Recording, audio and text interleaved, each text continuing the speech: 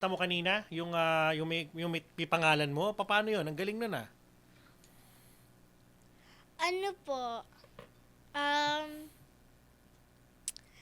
nagustuhan ko lang po. At ginawa po lang yun para sa akin. Galing. Oo, di ba? Wala po makakasteal nun kasi, di ba, pangalan ko lang. Hindi naman pwedeng i-change yun. Oo. Katulad, ako si baby. Sigurista, no? Talaga ka, wala makaka-steal nun. Pero ang galing talaga na bata ka pa, pero meron ka na sarili mong kanta. Anong nafe-feel mo na gano'n? Na meron kang kanta na dinisenyo talaga para sa'yo? Ano po, I feel so excited po na lalabas na po siya soon. Sino mga tumulong sa'yo sa pagbuo nito?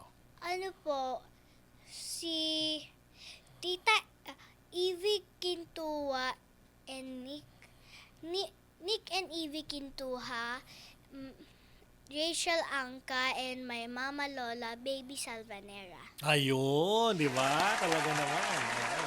And it's under EVQ Music Production. Ang sarap sa feeling, di ba? So, nung narinig mo yung nabuo na yung kanta, na-excite ka bang kantahin to agad? Ano yung na-feel mo na nandun talaga yung pangalan mo, tapos yung lyrics, saktong-sakto sa'yo? Oo.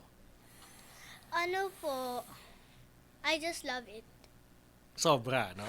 Grabe, di ba? Manatiling nakatutok sa Abante, sundan kami sa aming mga social media accounts at huwag kalimutang mag-subscribe sa aming YouTube channel, DWAR Abante Radio, para sa mga eksklusibong balita. Ako po, si Jigo Postolero.